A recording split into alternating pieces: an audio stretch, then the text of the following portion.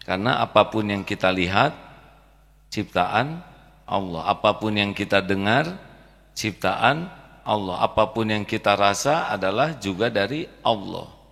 Saya baru saja diberikan ilmu oleh Allah tentang manfaat jempol. Tidak ada yang lebih pahit dari berharapnya hati kepada Allah. Allahumma aftah lana hikmataka ya Allah.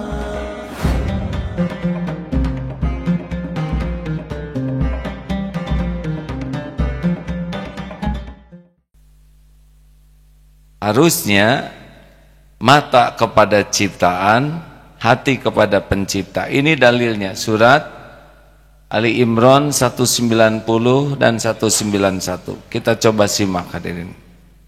Surat Al-Imran surat ketiga ayat 190 dan 191.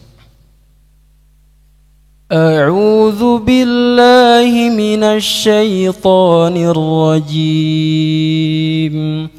Inna fi khalqis samawati wal ardi wa ikhtilafil laili wan nahar la ayatin li ulil albab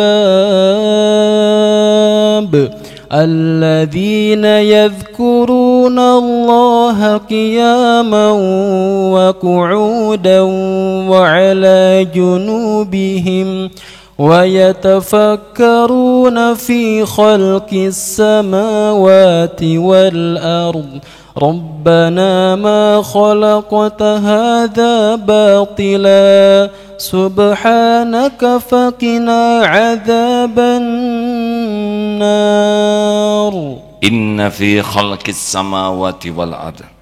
Sesungguhnya dalam penciptaan langit dan bumi, wakhtilafil laili wan nahar,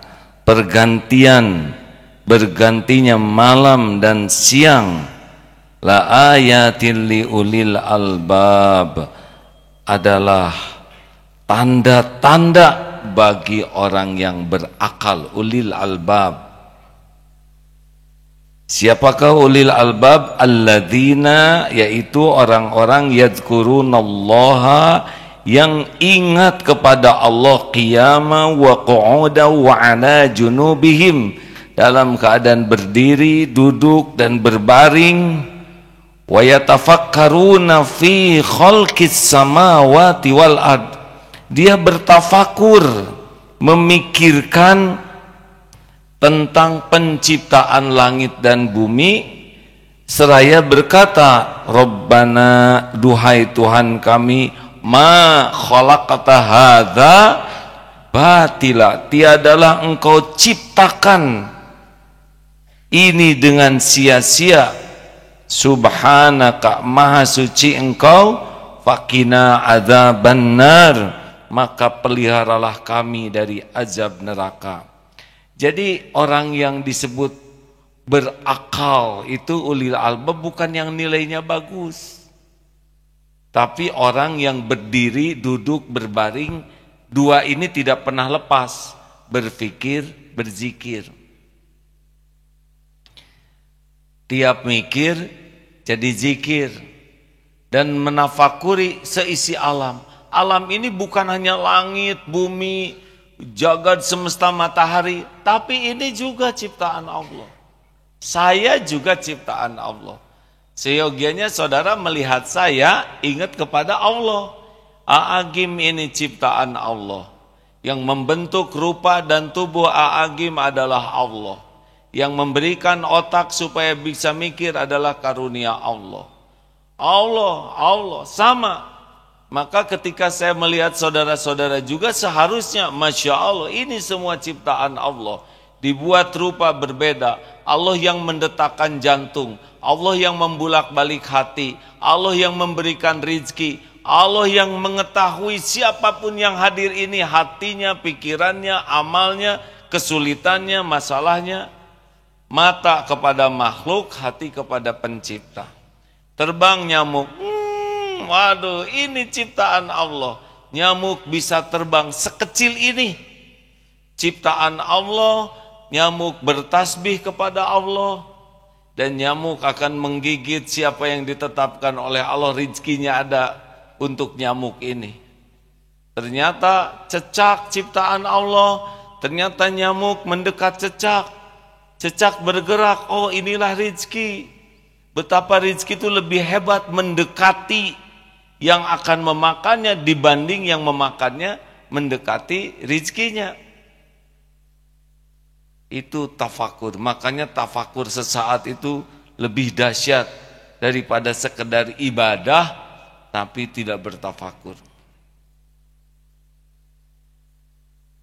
Makanya seharusnya kita ini menjadi orang yang sulit lupa kepada Allah.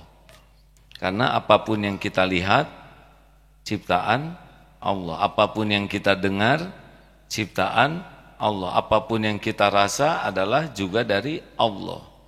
Saya baru saja diberikan ilmu oleh Allah tentang manfaat jempol. Entah bagaimana jempol ini sakit dan tidak tahu sakitnya di mana, tapi sakit sekali. Masya Allah, tidak kelihatan. Tidur jadi susah. Pegang sikat gigi jadi sulit, minum juga jadi susah. Masya Allah, masang kancing baju tanpa jempol rumit. Ini luar biasa. Dan naik sepeda susah mindahkan persneleng, jadi nanjak juga itu aja persnelengnya. Masya Allah, ini sedikit tapi sakit. Masya Allah, itu benar-benar sakit sekali hadirin. Sesudah konsul ke dokter ternyata apalah namanya yang sebaiknya makan antibiotik, beli dan penahan sakit. Hari keempat mulai kelihatan nanahnya, iseng dipijit-pijit sendiri, hasilnya infeksi hadirin. Mulai menghitam, kuku juga sudah mulai menghitam. Maha suci Allah yang maha menolong. Tadi sepulang ceramah dari Katapang, lewat ke BEC, ada rumah sakit khusus untuk mata, dan di sana ada para dokter, kawan-kawan juga sedang tukar pikiran, ditunjukkan, oh ini harus diinsisi, dioperasi kecil. Bagaimana mau disuntik atau tidak? Karena sering lihat film pahlawan yang luka-luka biasa saja, silakan saja, enggak akan kuat katanya. Dibeset sedikit, kalau di film kan kuat hadirin. Ada pahlawan kesiangan, enggak akan kuat, bakal menjerit-jerit kesakitan. Kalau gitu silahkan disuntik. Ternyata disuntiknya juga sudah sakit, apalagi dibeleknya. Sesudah dibaalkan di bios lokal, baru digunting dan dibelek, dibersihkan nanahnya. Masya Allah, sekarang sudah hilang efek biusnya hadirin. Saudara mengerti kan? Ya Allah, bukan sakitnya yang penting, tapi betapa kekuasaan Allah. Hanya setitik saja, aduh, betapa tubuh ini lemah. Hanya setitik ini hadirin. Salaman jadi tidak ikhlas, karena ada yang megang jempol. Tidak pernah saya salaman begini. Posisi salaman tidak indah. Dan waspada. Jadi boro-boro menikmati salamannya, curiga kepada yang disalamin, bisa ngedupak jempol. Ya Allah, kenapa Allah takdirkan ini? Itu yang terpenting. Kalau hanya sekedar sakit diobati itu banyak, tapi menemukan kekuasaan Allah, gak ada apa-apanya. Bersepeda bisa ke Lembang, gak ada apa-apanya lawan sakit jempol ini. Push up, cenut-cenut push up juga hadirin. Udah ketekan. Tidak ada apa-apanya, hanya dibuat setitik saja. lalu pindah membayangkan gimana yang saudara kita di Uighur yang dihukum dicabuti kukunya 20. Aduh, ini luka dikit saja. Belum lagi yang dioperasi, belum lagi yang kena bom, yang lukanya seperti parah di Palestina. Ini sedikit saja. Masya Allah, kekuasaan Allah tuh. Betapa kita ini lemah. Dan Allah kalau mau gampang bikin penyakit itu. Ini juga tidak tahu sebabnya apa. Ada kemasukan duri? Tidak. Kukunya katanya nancep. Enggak tahu, saya enggak nancep-nancepin kuku. Mudah sekali bagi Allah untuk melakukan apapun terhadap tubuh ciptaannya, miliknya dalam sekejap. Maka kita harus berlindung kepada Allah setiap saat. Siapapun bisa kena. Benar? Sekejap bisa terjadi. Jadi harusnya dengan sakit ini membuat kita tahu bahwa kita tidak berdaya dan Allah yang Maha Kuasa. Dengan sakit ini pun kita bisa empati terhadap penderitaan orang lain. Saya kadang terpikir, gimana anak jalanan yang sakit, yang tidak punya uang untuk ke dokter, yang tidak mengerti, atau di kampung atau di gunung. Tapi Allah Maha Adil. Pasti ada dikasih solusinya. Ada yang dikecemplungin air garam anget sembuh. Ini enggak. Saya juga garam, hadirin. Harus dioperasi. Maha suci Allah yang menguasai segala kejadian. Apa nih? Apa nih? Allah takdirkan ini tidak mungkin sia-sia.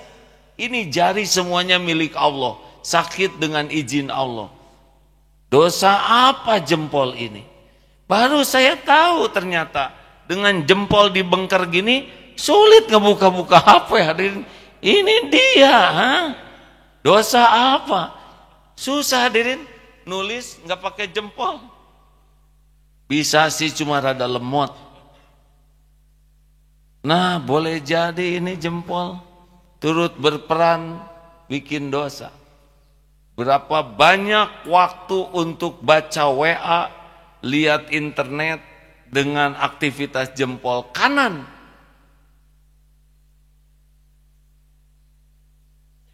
Dikasih begini, cenut-cenut. Mungkin dosa yang harus ditobatin, syariatnya ditegur lewat jari ini. Saya rencana mulai mengurangi pegang HP yang ini karena ada HP yang lain.